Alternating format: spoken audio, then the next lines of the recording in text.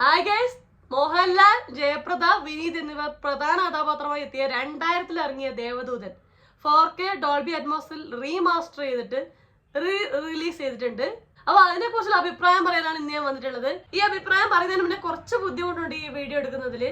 കാരണം വയനാട്ടിൽ ഉരുൾപൊട്ടലായിട്ട് ഒരുപാട് പേര് 277 പേരോളായി മരണപ്പെട്ടിട്ട് ഇതുവരെ. ഭയങ്കര ദുഃഖം നിറഞ്ഞൊരു കാര്യം അത്. ഭയങ്കര വിഷമമുണ്ട്. അപ്പൊ നമുക്ക് എല്ലാവർക്കും അവർക്ക് വേണ്ടി പ്രാർത്ഥിക്കാം. ഈ ഒരു ഉരുൾപൊട്ടലിന് അവരൊന്ന് ശാന്തമായിട്ട് വയനാടൊന്ന് പഴയ പോലെ ആവട്ടെ എന്ന് പ്രാർത്ഥിക്കുന്നു. അതുപോലെ തന്നെ നിങ്ങൾ എല്ലാവരും മുഖ്യമന്ത്രിയുടെ ദുരിതാശ്വാസ നിധിയിലോട്ട് ഡൊണേറ്റ് ചെയ്യുക.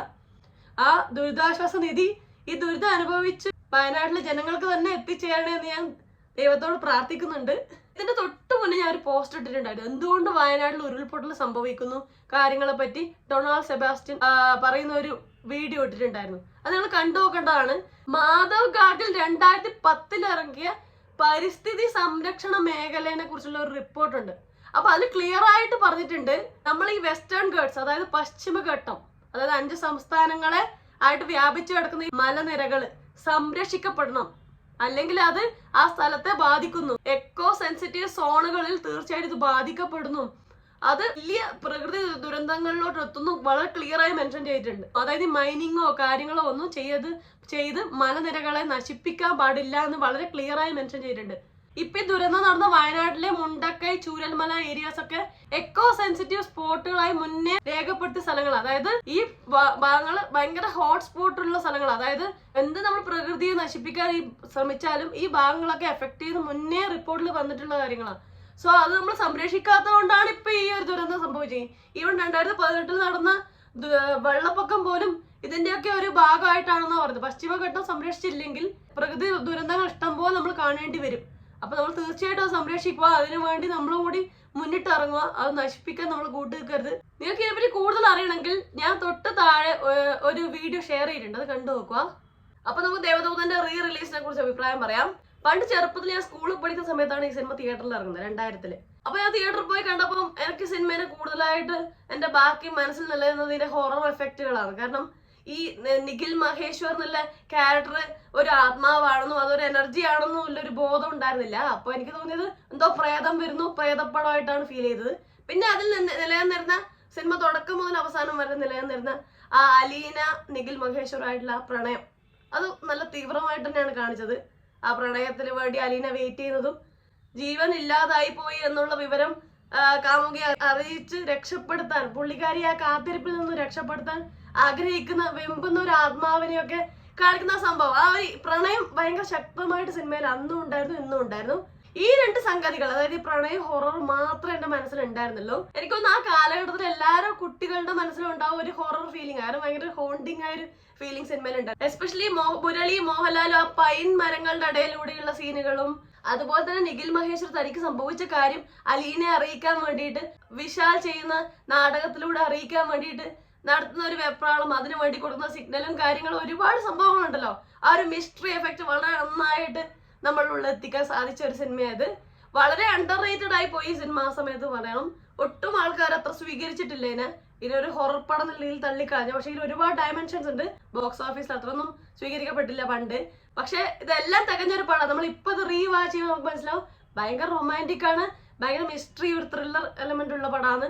അതുപോലെ തന്നെ ഹൊറർ എല്ലാം തികഞ്ഞൊരു മ്യൂസിക്കലി ഹൈലി എലിവേറ്റഡ് ആയിരിക്കുന്ന ഒരു മ്യൂസിക്കലി വേറൊരു ലോകം സൃഷ്ടിക്കുന്ന, പ്രണയത്തിന്റെ മിസ്റ്ററിയുടെ ഹൊററിന്റെ ഒരു ലോകം സൃഷ്ടിക്കുന്ന ഒരു പടമായത്. അത് രണ്ടാമത് ഈ ഒരു 4K-ൽ കാണുമ്പോൾ ഭയങ്കര വിഷ്വലി അടിപൊളിയാണ്. ആ ഒരു കോളേജും ആ ഒരു കാടും ആ ഒരു മഞ്ഞും അതിന്റെ ഇടയിലൂടെ ഒരു 4K-ൽ കാണാൻ കിടുവായിട്ടുണ്ട്. അതുപോലെ തന്നെ ഡോൾബി അറ്റ്മോസിൽ ഇത് വരുമ്പോൾ ആ മ്യൂസിക്കൽ സൗണ്ട് എഫക്റ്റും അത് ഉണ്ടാകുന്ന ഒരു എലിവേഷനും സംഭവങ്ങളൊക്കെ കിടിലമാണ്. ഇതിന്റെ സ്ക്രിപ്റ്റ് ചെയ്തിരിക്കുന്ന രഘുനാഥ് പല്ലേരിയാണ്. വെൽ ഡിഫൈൻഡ് ആയ ഭയങ്കര ക്ലാരിറ്റി ഉള്ള സ്ക്രിപ്റ്റ് ആയിട്ടുണ്ട്. എവിടെ എങ്ങനെ കണക്ഷൻ കൊടുക്കണം, എങ്ങനെ ഈ അലീന നിഖിൽ സ്റ്റോറി ആയിട്ട് കണക്ട് ചെയ്തതും, അത് ഈ കോളേജിൽ നടത്തുന്ന ഡ്രാമയായി കണക്ട് ചെയ്തതും, അത് മോഹൻലാലിന്റെ വിശാലിന്റെ ക്യാരക്ടറെ കണക്ട് ചെയ്ത് എല്ലാം വെൽ പ്ലാൻഡ് ആയിരുന്നു. അടിപൊളി സ്ക്രിപ്റ്റ് തന്നെയാണ് ഇതിന്റെ മികച്ചിരിക്കുന്ന നമ്പർ 1 കാര്യം. അതുപോലെ തന്നെ ഇതിന്റെ മ്യൂസിക്, വിദ്യാസാഗറിന്റെ മ്യൂസിക് വൻ ലെവലിലെ മ്യൂസിക് ആണ്. 4-5 പാട്ടുകളിൽ എന്തരോ മഹാനുഭാവലു, പൂവേ പൂവേ പാലപ്പൂ, പൂവേ പൂവേ പാലപ്പൂ ആ സമയത്ത് ഭയങ്കര ഹിറ്റായ ഒരു പാട്ടാണ്. പിന്നെ എൻ ജീവനെ എന്നുള്ള ഒരു സാഡ് സോങ് വരുന്നു, പക്ഷെ അത് കേൾക്കാൻ ഭയങ്കര അടിപൊളിയാണ്. പിന്നെ എൻ കരളേ നീ കൈ പിടിച്ചാൽ എന്നുള്ള പാട്ട്. പിന്നെ ഇതിന്റെ എല്ലാ പാട്ടിനും പുറമെ അലീന എന്നുള്ളൊരു മ്യൂസിക് വരുന്നുണ്ട് ബാക്ക്ഗ്രൗണ്ടിൽ, ഇങ്ങനെ ഫുൾ പടം മൊത്തം വല്ലാത്തൊരു റൊമാൻറ്റിക്, ഒരു മിസ്റ്റിക്, ഒരു ഹോണ്ടിങ് ഫീൽ ഉണ്ടാക്കുന്ന ഒരു മ്യൂസിക് ആയിട്ടുണ്ട്. എന്നാൽ അവരുടെ പ്രണയം ഭയങ്കര തീവ്രമായ അവരുടെ പ്രണയം എല്ലാം ഉൾക്കൊള്ളിച്ച മനോഹരമായ സംഗീതങ്ങളും ബാക്ക്ഗ്രൗണ്ട് മ്യൂസിക്കുമാണ് ഈ പടത്തിന്റെ ഒരു കെട്ടുറപ്പിന്റെ പ്രധാന കാരണം. ഇതിൽ ബെസ്റ്റ് മ്യൂസിക് ഡയറക്ടറിന്റെ അവാർഡ് കേരള സ്റ്റേറ്റ് അവാർഡ് വിദ്യാസാഗറിന് കിട്ടിയിട്ടുണ്ടായിരുന്നു. അതുപോലെ തന്നെ 2 അവാർഡുകൾ കൂടി കിട്ടിയിട്ടുണ്ട്. ബെസ്റ്റ് കോസ്റ്റ്യൂം ഡിസൈനർ അവാർഡ് ആ കൊല്ലത്തെ കിട്ടിയിരിക്കുന്നത് ഈ സിനിമക്കാണ്. അതുപോലെ തന്നെ best film with popular appeal and aesthetic value എന്നുള്ള രീതിയിലും പടം അവാർഡ് കിട്ടിയിട്ടുണ്ട്. അങ്ങനെ 3 കേരള സ്റ്റേറ്റ് അവാർഡ് കിട്ടിയ പടം ഇത്. അതുപോലെ തന്നെ രസകരമായ ഒരു സംഭവം എന്ന് വെച്ചാൽ അലീനയും നിഖിലും ഉപയോഗിക്കുന്ന ഒരു മ്യൂസിക് ഇൻസ്ട്രുമെന്റ് ഉണ്ടല്ലോ, പിയാനോ, കീബോർഡ്, അതുപോലെ തന്നെ ബെൽസ് ഒക്കെ 7 ബെൽസ് ഒക്കെ വെച്ചിട്ടുള്ള ഒരു ഇൻസ്ട്രുമെന്റ് ഉള്ളൂ. അത് ഈ സിനിമക്ക് വേണ്ടി മാത്രം ഉണ്ടാക്കിയ സംഭവമാണ്. നമ്മൾ എവിടെയും കണ്ടിട്ടില്ല അങ്ങനത്തെ സാധനം, ബെല്ലൊക്കെ വെച്ച് അല്ലെങ്കിൽ ഇത്രയും ഇൻസ്ട്രുമെന്റ് കാര്യങ്ങളും എല്ലാം ഉൾക്കൊള്ളിച്ച ഒരു സംഭവം നമ്മൾ എവിടെയും കണ്ടിട്ടില്ലല്ലോ. അത് ഈ സിനിമക്ക് വേണ്ടി മാത്രമായിട്ട് സൃഷ്ടിച്ച ഒരു സംഭവമാണ്. അത് കിട്ടില്ലായിട്ടുണ്ട്. ആ ഒരു എഫേർട്ട്, ഒരു മ്യൂസിക്കലി ഈ സിനിമക്ക് എടുത്ത ഒരു എഫേർട്ട് തീർച്ചയായിട്ടും കാണാനുണ്ട്. Vidyasagar deserves huge applause. കാരണം അത്ര ഗംഭീരമായി മ്യൂസിക്കലി ഒരു വേൾഡ് ക്രിയേറ്റ് ചെയ്തിട്ടുണ്ട് വിദ്യാസാഗർ, അത് എടുത്ത് പറയണം. പിന്നെ ഒരു വിഷമകരമായ കാര്യം എന്താ വെച്ചാൽ ജഗദീഷ് ശ്രീകുമാർ ഇതിൽ അഭിനയിച്ച ഭാഗങ്ങൾ കട്ട് ചെയ്തിട്ടുണ്ട്. അതായത് 2 മണിക്കൂർ 46 മിനിറ്റ് എന്തോ ആയിരുന്നു മുന്നേ ഉണ്ടായിരുന്നത്. ഇപ്പൊ അത് 2 മണിക്കൂർ 10 മിനിറ്റ് ആക്കി ചുരുക്കി.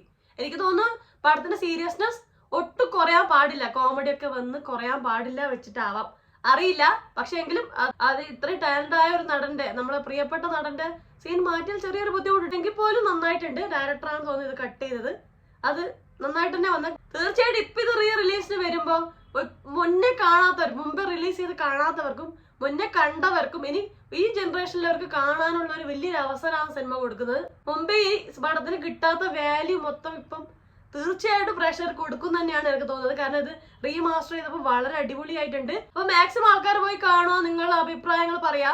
പിന്നെ മികച്ചിരിക്കുന്ന സംഭവം ലാലേട്ടൻ. നമ്മൾ ആ ഒരു 90s 20 കാലഘട്ടത്തിലെ ലാലേട്ടൻ നമുക്കിൽ കാണാൻ പറ്റി. അതായത് ലാലേട്ടൻ ഏറ്റവും ഒരു പീക്ക് ടൈമിൽ നിൽക്കുന്ന ഒരു സമയം. അത് അഭിനയപരമായിട്ട് ഭയങ്കര റോ ആയിട്ട് ഭയങ്കര നാച്ചുറലായിട്ട് അഭിനയിക്കുന്ന ഒരു പീരീഡ് ആയിരുന്നു അത്. ആ സമയത്തുള്ള എല്ലാ സിനിമകളും 1890s പീരീഡിലെ എല്ലാ സിനിമകളും ഭയങ്കര ബ്യൂട്ടിഫുൾ ആയിരുന്നു, നാച്ചുറൽ ആയിരുന്നു, വളരെ ഈസിയായി അഭിനയിക്കുന്ന ഒരു ഫീൽ. ഇപ്പോഴും അതിഗംഭീരമായിട്ടാണ് അഭിനയിക്കുന്നതെങ്കിൽ പോലും ആ സമയത്ത് നമുക്ക് കുറച്ചും കൂടെ ഒരു ഈസിനെസ് തോന്നിയിട്ടുണ്ടായിരുന്നു അഭിനയത്തിൽ. കുറച്ചും കൂടെ ബ്യൂട്ടിഫുൾ ആയിരുന്നു കാണാൻ. പുള്ളിക്കാരുടെ ഫിസിക്കും എല്ലാം ആ ടൈമിൽ കുറച്ചും കൂടെ അടിപൊളിയായിരുന്നു. ഇതിൽ നന്നായി ഈ പടത്തിന് വേണ്ടി നന്നായി മെലിഞ്ഞിട്ടുമുണ്ട്. കാണാനും അഭിനയം എല്ലാം വേറെ ലെവലാണ് ലാലേട്ടന്റെ. ഈ ഒരു പുതിയ ജനറേഷനിലെ ആൾക്കാർക്ക് ലാലേട്ടൻ അറിയുന്നത് ഇപ്പോഴത്തെ പടങ്ങൾ വെച്ചിട്ടായിരിക്കും, മരക്കാർ വെച്ചിട്ടും അല്ലെങ്കിൽ ഒടിയൻ അല്ലെങ്കിൽ ഈ ലേറ്റസ്റ്റ് ആയി വന്ന പടങ്ങൾ വെച്ചിട്ടായിരിക്കും. അതായത് ലാലേട്ടന്റെ പീക്ക് ടൈമിൽ അഭിനയം എങ്ങനെയാണെന്നൊന്നും ആർക്കും അറിയില്ല. നമ്മൾ പറയും സംഭവമാണ്, കാണാൻ അടിപൊളിയായിരുന്നു, അഭിനയം അടിപൊളിയായിരുന്നു ഇതൊക്കെ നമുക്ക് പറയാം. പക്ഷെ അവർക്കത് TV-യിൽ കാണേണ്ട ഒരു ചാൻസേ കിട്ടിയിട്ടുള്ളൂ. മാത്രമല്ല നമ്മൾ അടിപൊളിയാണ് പറഞ്ഞാൽ അവർക്ക് പറയും ഈ കാലഘട്ടത്തിലെ നടന്മാരാണ് അതിലും അടിപൊളി, ഗതി ഗംഭീരം, നിങ്ങളെ കാലഘട്ടത്തിലെല്ലാം ഒന്നിനും കൊള്ളൂല എന്ന് പറയാറുണ്ട്. നമ്മൾ ഒട്ടുമുന്നത്തെ കാലഘട്ടത്തിലെ നടന്മാരെ പറ്റി നമ്മൾ അച്ഛനമ്മമാർ പറയുമ്പോൾ പിന്നെ ഇപ്പോഴത്തെ ആൾക്കാരാണ് അടിപൊളി, പണ്ടത്തെ ആൾക്കാരെല്ലാം വെറും ഒന്നിനും കൊള്ളൂല പറയാറുണ്ടല്ലോ. അപ്പൊ അതേ ഒരു സംഭവം ഈ ഒരു കാലഘട്ടത്തിലെ കുട്ടികൾ പറയും. അപ്പൊ അവർക്കൊന്നുകൂടെ കാണാനുള്ളൊരു അവസരം അത് ഗംഭീരമാണ്. അത്രയും ഭയങ്കര ക്വാളിറ്റി ഇല്ല, നല്ല ഒരു സ്റ്റോറി ടെല്ലിംഗ് ഉള്ള, നല്ല സംവിധാനമുള്ള, നല്ല തിരക്കഥയുള്ള, നല്ല അഭിനയ മുഹൂർത്തങ്ങളുള്ള ലാലേട്ടന്റെ പടങ്ങൾ ഇനിയും വരണം. എന്നാലേ ഇപ്പോഴത്തെ കാലത്തെ കുട്ടികൾക്ക് ലാലേട്ടൻ ആരായിരുന്നു, എങ്ങനെയായിരുന്നു എന്നുള്ളൊരു ഇമേജ് കിട്ടുള്ളൂ. ജയപ്രദ ഭയങ്കര അടിപൊളിയായിട്ടുണ്ട്. അത് പണ്ട് കണ്ടപ്പോഴേ എനിക്ക് തോന്നിയത് ഒരു വിരഹ നായികയായിട്ടൊരു, അത് സാഡായിട്ടാണല്ലോ മൊത്തത്തിലുള്ളത്, അത് അത്ര ഒന്നും തോന്നിയില്ല. പക്ഷെ ഇപ്പൊ കാണുമ്പോൾ വളരെ അതിമനോഹരമായിട്ട് തന്നെ പുള്ളിക്കാരി അഭിനയിച്ചിട്ടുണ്ട്. പിന്നെ പുള്ളിക്കാരിയുടെ ചെറുപ്പകാലത്തെത്തി വിജയലക്ഷ്മി അതിഗംഭീരമായിട്ട് അഭിനയിച്ചിട്ടുണ്ട്. പിന്നെ അതുപോലെ വിനീത് അടിപൊളിയായിട്ടുണ്ട്. വിനീത നായ ആയിട്ടുള്ള സീനൊക്കെ ശരിക്കും ഒറിജിനലി ഷൂട്ട് ചെയ്തതാണ്, വേറെ ഡ്യൂപ്പ് വെച്ചിട്ടല്ല. അത് 3 ദിവസം കൊണ്ട് ഷൂട്ട് ചെയ്തതാണെന്നാണ് പറയപ്പെടുന്നത്. ജനാർദ്ദൻ അടിപൊളി അഭിനയിച്ചിട്ടുണ്ട്. ലെനയുണ്ട് ചെറിയ ഭാഗങ്ങളെല്ലാം നന്നായി അഭിനയിച്ചിട്ടുണ്ട്. അപ്പൊ എന്തായാലും റിലീസ് ഗംഭീരമായിട്ടുണ്ട്. ഇനി അടുത്ത ലാലേട്ടന്റെ റിലീസിന് എടുക്കുന്ന പടം മണിച്ചിത്രത്താഴാണ്. നമുക്ക് വെയിറ്റ് ചെയ്യാം. ഉറപ്പായിട്ടും അത് കിട്ടില്ലായിരിക്കും ഉറപ്പാണ്. കാരണം അതിന്റെ ഹൊറർ, മ്യൂസിക്കൽ എഫക്റ്റ് എല്ലാം കൊണ്ടും ഹൈലി എലിവേറ്റഡ് ആയ ഒരു പടമാണ്. ആ പടം റീമാസ്റ്റർ ചെയ്ത് വരുമ്പോ തിയേറ്റർ എക്സ്പീരിയൻസ് കിട്ടില്ലായിരിക്കും. അപ്പൊ അത്രയുള്ളൂ. ഇതൊക്കെയാണ് എനിക്ക് സിനിമയെ കുറിച്ചുള്ള അഭിപ്രായങ്ങൾ. നിങ്ങൾ എന്റെ അഭിപ്രായത്തോട് യോജിക്കുന്നുണ്ടോ അല്ല വിയോജിക്കുന്നുണ്ടോ, ഇഷ്ടപ്പെട്ടോ ഇഷ്ടപ്പെട്ടില്ലേ, എന്തൊക്കെയാണ് നിങ്ങൾക്ക് ഇഷ്ടപ്പെട്ട കാര്യങ്ങൾ എല്ലാം താഴെ കമന്റ് ചെയ്യണേ. അപ്പൊ വീഡിയോ ഇഷ്ടപ്പെടാൻ ലൈക്ക് ചെയ്യുക, സബ്സ്ക്രൈബ് ചെയ്ത് സപ്പോർട്ട് ചെയ്യുക, ഷെയർ ചെയ്യുക, കമന്റ് ചെയ്യുക. അപ്പൊ അത്രയുള്ളൂ. എല്ലാവരും ഹാപ്പി ആയിട്ടിരിക്കുക. മറ്റൊരു റിവ്യൂ റിയാക്ഷനോ സോഷ്യൽ ഇഷ്യൂ നെക്സ്റ്റ് ടൈം ആണ്. അതുവരെ ബൈ ബൈ.